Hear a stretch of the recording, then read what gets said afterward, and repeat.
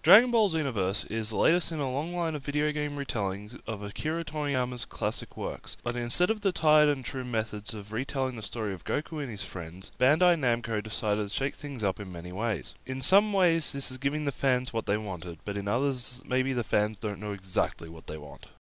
The story is a simple one. Instead of going down the same path of retelling the adventures of Goku and his friends as they battle the Saiyans, Frieza, Cell, Buu, and other Dragon Ball Z villains, we are given a couple of new characters, Towa and Miwa, a couple of escaped demons from the future Demon Realm. They are trying to use energy from past encounters in the Dragon Ball eras to bring the Demon Realm into our own reality. It is up to the future Trunks from the Trunks Android Cell sagas, using his time displacement as means to join the Time Patrol, which is led by the surprisingly cute-looking Supreme Kai of Time. The Time Patrol being a bit like Jean-Claude Van Damme in the 90s movie Time Cop. However, this situation is too much for Trunks to handle alone, or at all really, as he summons you, the player character, via the Dragon Balls, which in itself is weird as the Kais don't create the Dragon Balls, it was the Namekians, but I digress.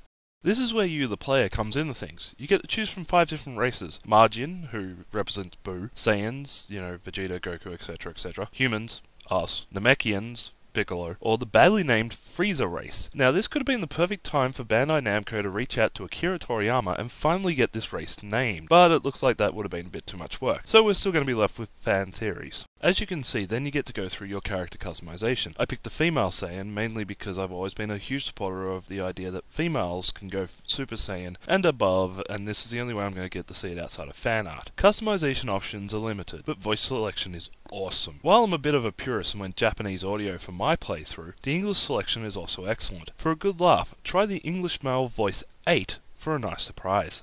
When you enter the game proper is where things are extremely different. You know how in the beginning I said the game is something fans have wanted for years? Well, that's because this game is not the usual Dragon Ball setup. Dragon Ball Xenoverse is very clearly a cleverly designed MMORPG. After a few easy opening missions with the Saiyan Saga to ease you into the basic game mechanics, you are sent out in the hub city of Toki Toki. There you will grind your way through alternate situation parallel quests as you go for gear, levels, skills, etc. Sure, you can buy some basic gear, skills and everything through shops, but the best stuff is locked behind these parallel quests. I'm currently stuck with Raditz armor instead of the much better looking Vegeta armor because the RNG doesn't like me and won't shell out the 4 pieces of his gear, even though I've played through the mission where you need it at least 20 plus times. The 2 biggest issues in this game are the grind and the reliance on other people in order to succeed. Sure, you can use 2 additional AI controlled characters in the offline mode, but they are dumber than a pile of bricks. This game really makes you feel the need to jump online with other players in order to succeed at your missions. But as of recording, I've only had access to Japanese players, which presents the problem of Australian to Japanese internet connections being absolute dog shit. This is more of an Australian internet problem rather than that of Bandai Namco. Hopefully this improves when EU/US servers go live at launch and I finally get some Australian people to play with. But given Australian internet, I find that very unlikely.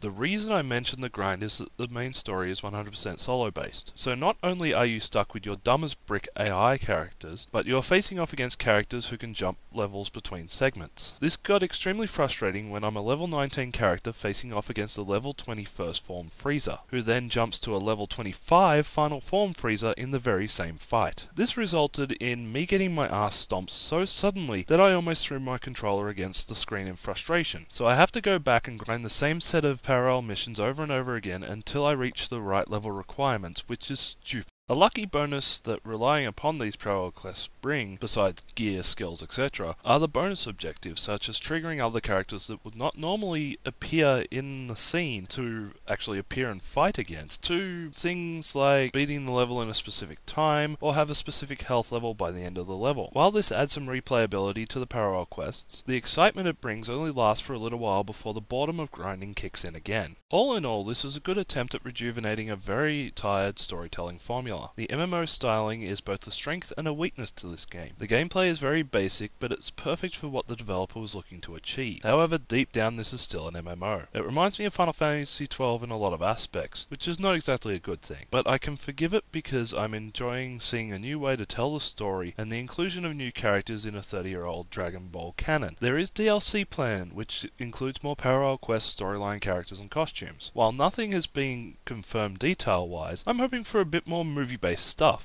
except Dragon Ball Evolution, because we all know that sucked. If you're a Dragon Ball fan like myself, pick it up, put in the hours, the frustration is worth it. If you're a parent who wants something to give the kids to play that gets them out of your hair, give them this. If you're an MMO fan, this isn't going to be anything new to you, but the fact that the story payoff itself is something familiar but different might be enough to drag you in. At the end of the day, this is a game that is worth the money. In a market that is flooded with stuff that is over DLC'd and just not worth the money that you're putting down, this game is actually one of the ones that is worth your investment. So I say go out there and buy it.